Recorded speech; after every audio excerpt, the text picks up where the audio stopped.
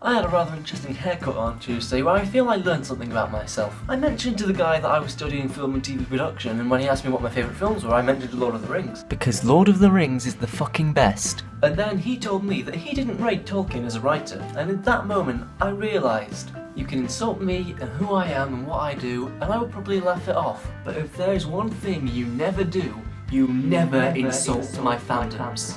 Fandoms are a very interesting thing. Strangers from all around the world become connected by fictional characters and places. They become overly attached, some may say unhealthily attached, to people who don't exist. I myself am guilty of being overpassionate about many fandoms. Though during the haircut I didn't let my true feelings go to the surface. I felt that shouting at a man who was holding a sharp blade to my head wouldn't be the best idea. There are many things I'm a fan of, and I will defend them to the end. Lord of the Rings is definitely the main of these. There are few things I'm more emotionally invested in than the world of Middle-earth and the hobbits and the elves and dwarves and all of that stuff. Something else I find I get really defensive about is specific characters within fiction. For example, in Game of Thrones / A Song of Ice and Fire, if you insult Jaime Lannister,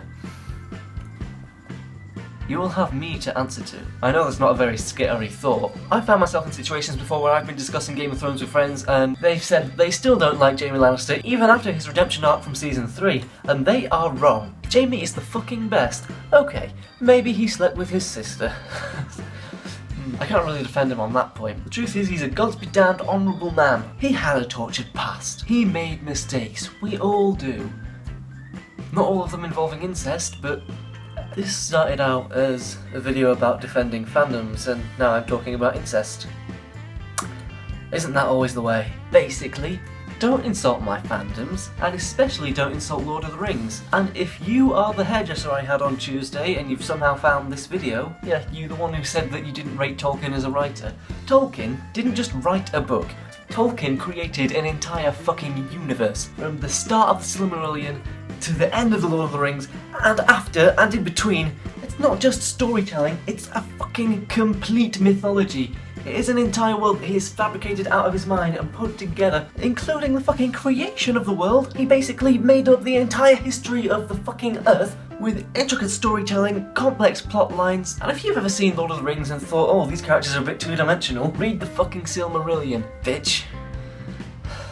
See, that's what happens when people insult my fandoms, and it gets under my skin. It's been bugging me all week. Don't insult Lord of the Rings. Don't insult Tolkien. I got really more passionate than I thought I was going to there. I think I've got everything I wanted to get off my chest. If you take anything away from this video, take away that I love Lord of the Rings a lot. So thank you for watching this video. Well done if you still are watching. If you have any fandoms that you get really passionate about, let me know what they are in the comments below, and let me know why you're passionate about them. What makes them stand out to you. In addition, if you want to see more of me, you can subscribe or you can follow me on social media. And if you did enjoy this, then please give it a like below and maybe share it with some of your friends. Share it around. British Nerd has Lord of the Rings rant. There's a good clickbaity title for it. That's what I'm gonna call it now.